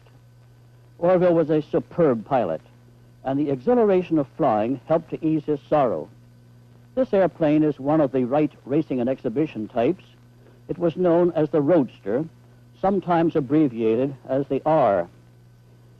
It is interesting, educational, and impressive for us to realize how far the Wright brothers advanced in the design of the airplane. With the exception of the R and the EX and the Baby Grand, they identified their types alphabetically. I'll remind you of the first 2, the A, which had the elevator in front, and the B, which had the elevator in the rear. That's the rear view of the B. Now the C was intended for military use, and was stronger and therefore somewhat heavier than the B. Its airfoil had less curvature, and it could lift heavier loads and climb faster than previous types. The most visible difference in appearance was the use of vertical vanes in front instead of the triangular form as in the B, EX, and R. The C had a 6-cylinder engine which produced about 50 to 60 horsepower instead of the 35 horsepower in the 4-cylinder engines. It was the C which was used by Lieutenants Arnold, Milling, and their fellow officer pilots at College Park, Maryland in 1912. Here is a float-equipped version of the C, known as the CH, the H designating the hydroaeroplane type. Note the steps in the bottoms of the floats. They break open the suction that often prevents seaplanes from getting unstuck from the water. Orville had noticed that in some maneuvers during flights in the CH, the two long parallel floats seemed to interfere with the flow of air to the wing. And after further experimenting, he preferred this single float of rectangular shape, as you're about to see in the next slide. Early in 1912, the Signal Corps requested from the Wright brothers a proposal and bid for a light scout machine. It was to carry one person, have a speed of 65 miles per hour, climb at 1800 feet in 3 minutes, have a 3-hour gasoline capacity, and be easily transportable by road or rail. For this airplane, the Wright's bid of $6,000 was accepted. The airplane, known as the Wright D, was delivered to College Park that summer. That's Tommy Milling at the controls. The first single-propellered airplane produced by the Wrights was Type E. It had a wingspan of 32 feet and weighed 730 pounds without the pilot. Orville enjoyed flying this one. Type F was made for the Army in 1913 and was the first Wright airplane to have an enclosed fuselage. It was powered with a European Austro-Daimler engine of 90 horsepower. Here, a group of soldiers are holding it back while the pilot revs up the engine. In the side view, you can see the Army's number 39 on the rudder. Now, I want to interrupt our alphabetical sequence by inserting an item which will be in chronological order, but in view of the extensive use and importance today of automatic piloting, it is impressive evidence of Orville Wright's foresight and genius. Almost from the very beginning of their experiments, Orville had been interested in developing an apparatus for automatically stabilizing and controlling an airplane. The equipment shown here represents about 8 years of development. These pictures were taken in the winter of 1913. A Type C airplane was used. The group witnessing the flights was a committee assigned by the Aero Club of America to judge the effectiveness of the apparatus. Orville made both straight and circling flights, demonstrating the absolute reliability of the system, and as a final proof that his invention was practical, flew toward the judges with his hands raised high above the control levers. As a final gesture, he tapped the rudder control, whereupon the airplane commenced a wide turn and continued on that course until Orville took over control and brought the airplane into a landing. For the development of this stabilizer, Orville Wright received the Robert J. Collier Trophy. In May of 1914, he delivered a lecture on the stability of airplanes at the Franklin Institute in Philadelphia. The Smithsonian reprinted that text. In 1913, Orville engaged the services of Grover Learning. He was the first graduate in America of an aeronautical engineering course, earning his Master of Arts degree at Columbia University, New York City in 1910. Having participated in the design and development of a glider flying boat as early as April 1909, and having made and flown a flying boat in 1912, he brought to the Wright Company a knowledge of seaplanes, very important for the further developments. This is the Wright Brothers aeroboat of 1913, the Type G. It had oars near the wingtips to aid in making turns on the narrow river. The hull was framed of ash and spruce covered with sheet metal, treated to prevent corrosion. The span was 38 feet and net weight 1,200 pounds. Its six-cylinder engine was located behind the pilot and passenger who sat side by side. In the next type of airboat, the horizontal elevator was raised high above the outriggers to avoid the spray. The engine was in the bow of the hull, the drive shaft extending aft between the seats to the double sprocket by which the chains to the propellers were driven. Here are Orville and Oscar Brindley, who was one of the most capable pilots in the Wright organization. Airboats were purchased and flown by a number of pilots, including Harry Atwood and Ernest Hall, who flew them principally on the rivers and lakes of Ohio. Type H resembled the F and was brought out in 1914. The span was 38 feet and weight 1,150 pounds. Its fuselage was of wood covered with canvas. It was rated to carry a useful load of 1,000 pounds and to have a speed of 56 miles per hour. A shorter winged version of the H was known as the HS. It had a somewhat better speed and rate of climb. Note that by 1915, the form of control had changed from the two-lever system to a wheel. This wheel could be turned to right or left so as to balance the airplane. It could be pushed for descent, pulled back to climb, and then on the side of the wheel, on the right side, was a sector that moved on the shaft, and that was moved up and down to activate the rudder. It was a very good control. In my opinion, it's the best of the 7 types of control that were produced during the history of the Wright Brothers experiments. Now, according to a letter written by Orville in 1943, there was no Type I produced by the Wright Company. But they had meanwhile licensed the Burgess Company in Massachusetts to make airplanes, and the Type I was the Burgess copy of the Wright Type B, used notably by Harry Atwood when he made his wonderful flight to the backyard of the White House back there in 1912. Another pilot of the Burgess type was my good friend Roy Waite, who barnstormed in the Middle Atlantic states. Other forms using the Wright type of wings were produced by Burgess, who also developed some original designs. This aeroboat, you will notice, has a long hull extending from the bow to the rudder. Previous types had the short hull with the outriggers. But this was identified as Type J. It was operated on the Hudson River, carrying passengers for hire. Note that it was equipped with hydrofoils beside the hull, both sides, to assist in takeoff. Now, Type K was developed for the Navy in 1915. It was a departure from conventional Wright designs. The propellers were in front of the wing, the lateral balance was effected by ailerons instead of by wing warping, and the rudder was rounded instead of rectangular. These cylindrical floats, originally supplied from the Wright factory, were unsatisfactory and were replaced by those designed by Captain Halden C. Richardson of the Navy and manufactured by Burgess. They improved takeoff and alighting. The K was the last Wright type to have the bent-end propellers, which had been used since 1908. The final design produced by the Wright Company was the L of 1915-16. It was a further departure from the original Wright types.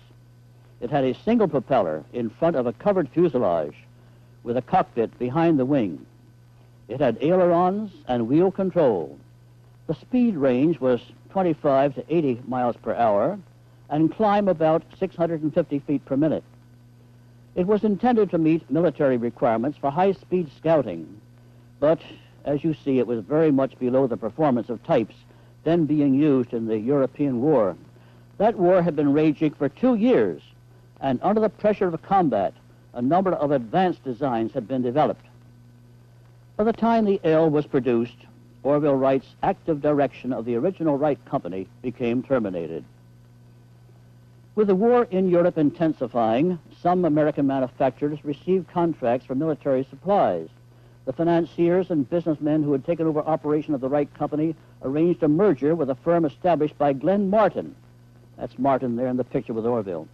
The resultant organization being known as the Wright-Martin Aircraft Corporation. They were attending an air show there in 1917.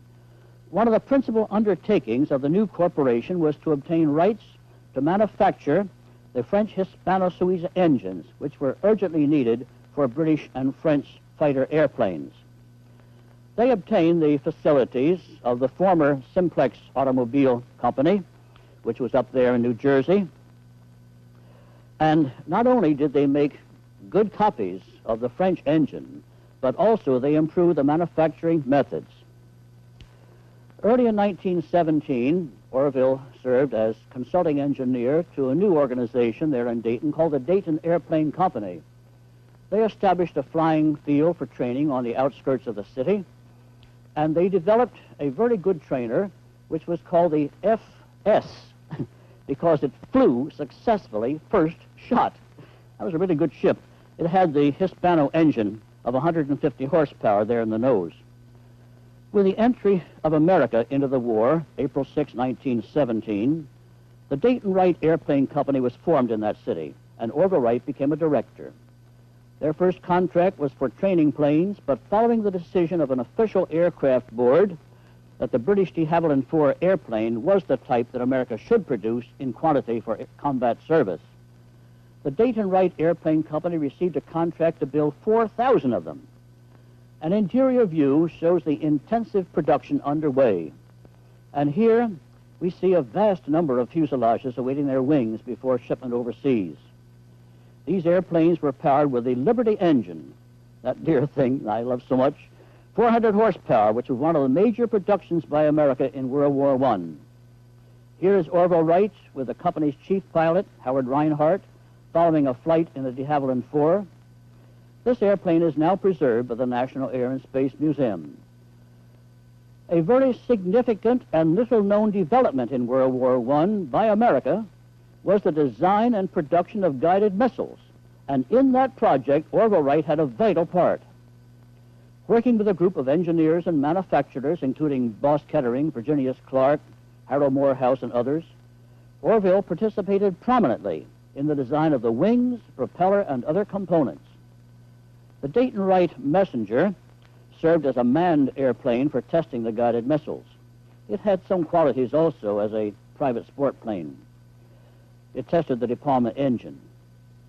Sometimes these missiles were called aerial torpedoes, but the usual term was the bug. Successful test flights of the unmanned missiles were made, but the signing of the armistice on November 11, 1918 terminated the project. Post-war airplanes of the Dayton Wright Company include several modifications of the de Havillands, such as a company executive airplane and a similar one called the Honeymoon Express. With the closing of the war, the airplane industry became anxious to find ways to utilize its capabilities and resources. The James Gordon Bennett Trophy race had last been held in 1913, when it was won by France. But the war had suspended further contests. In 1920, the competition was reopened with France as the host, and America prepared 4 fast planes as entries.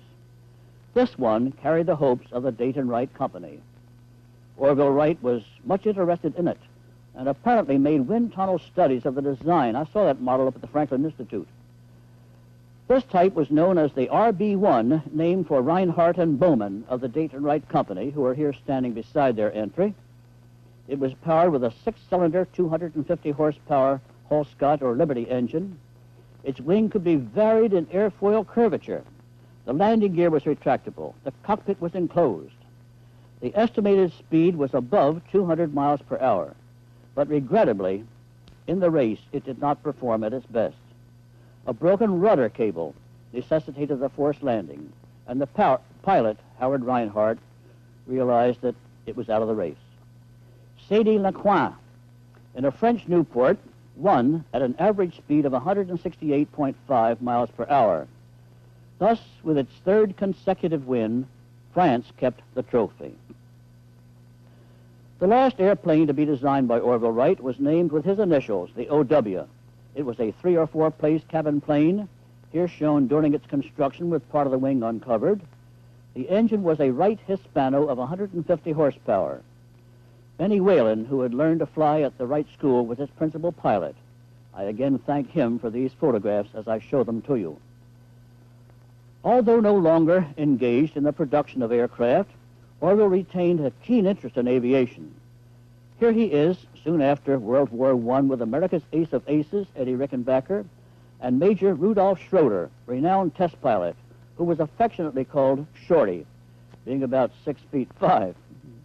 In 1921, Orville watched his sister Catherine christen one of Grover Loaning's air yachts, a type which won the Robert J. Collier Trophy for that year.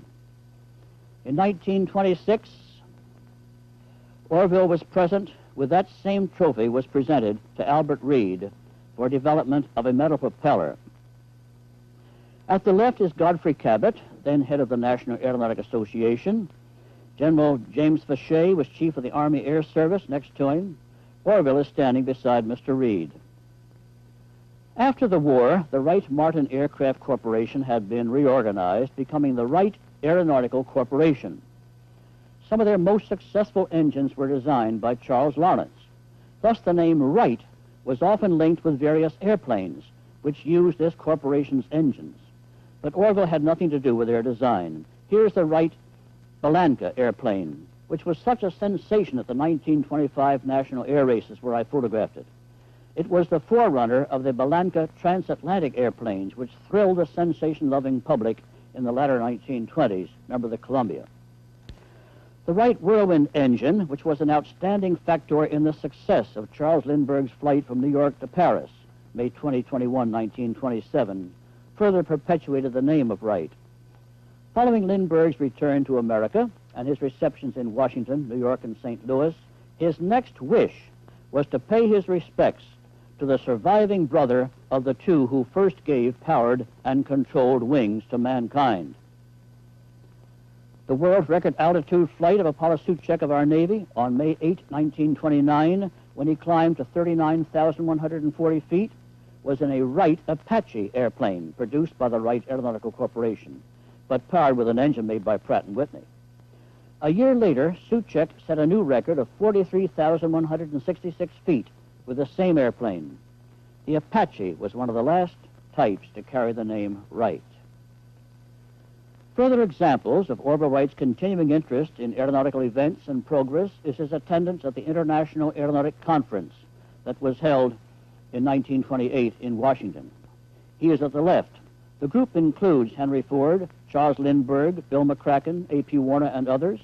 And here is Orville standing beside Porter Adams, who was president of the National Aeronautic Association. General Benny Falloy is there in the gray coat, chief of the Army Air Corps at that time. Now, during all this period, Orville Wright maintained his own laboratory in Dayton, conducting experiments in his wind tunnel, developing various mechanisms, constantly interested in learning more about the laws of aerodynamics. His final years were comfortable, with satisfying memories of worthwhile accomplishments. He had many friends, often inviting them to share his beautiful home, which he called Hawthorne Hill, in the residential part of Dayton. There, on January 26, 1948, he decided he should fix the doorbell. Perhaps he overexerted himself. That afternoon, he suffered a heart attack at his laboratory. After a few days in the hospital, he died the evening of January 30, 1948. He is buried in the family plot in Dayton beside his beloved brother, Wilbur. Wilbur and Orville Wright received many honors. One of the first was the gold medal from the Aero Club of France. The Royal Aeronautic Society of Great Britain gave them its gold medal. The Smithsonian Institution gave them the first Langley Medal. The gold medal of the Aero Club of America was presented at the White House by William Howard Taft. Congress voted them a gold medal, which was given to them in Dayton. There are many memorials to the Wright brothers. The first was placed by the citizens of Kitty Hawk in front of the home of Captain Tate, where they assembled their first glider in 1900. At Le Mans, France, near where Wilbur made his astonishing flights in 1908, this monument was erected. And in southern France, where Wilbur continued his flying and instructed pupils in 1909, this monument was dedicated. The United States Navy named its first aircraft tender the USS Wright. At one time, her executive officer was DeWitt Clinton Ramsey. I had the privilege of knowing Admiral and Mrs. Ramsey. They established the Ramsey Fund for the National Air and Space Museum. The most famous memorial to the Wright brothers is their Wright Flyer of 1903. To the gratification of all mankind, it has been preserved. It is the most treasured exhibit in the National Air and Space Museum. Displayed as shown here in the place of highest honor, together with Lindbergh's Spirit of St. Louis, the X-15, which is the world's most advanced experimental airplane, and the spacecraft Friendship 7, in which John Glenn became the first American to orbit the Earth. The most impressive monument to the Wright brothers is at the top of Kill Devil Hill, about 4 miles south of Kitty Hawk, North Carolina. From the crest of this hill, they made their glides in 1901, 2, and 3, and from near its base, they made their first powered flights. The inscription around the base of this monument is particularly appropriate for us to recall as we come to the conclusion of our story of the Wright brothers. It is in commemoration of the conquest of the air by the brothers Wilbur and Orville Wright, conceived by genius and achieved by dauntless resolution and unconquerable faith. I want to wrap it up by emphasizing 5 points that characterize the Wright brothers' accomplishments. First, they prepared the scientific data necessary for the design of a successful airplane. Second, they built that airplane. Third, they taught themselves to fly it. Fourth, they advanced the development of the airplane through no less than 30 designs, as I've shown you. And fifth, they taught others to fly. Surely nowhere else in the history of invention has a basic idea conceived by 2 men been carried forward so far. The story of Wilbur and Orville Wright.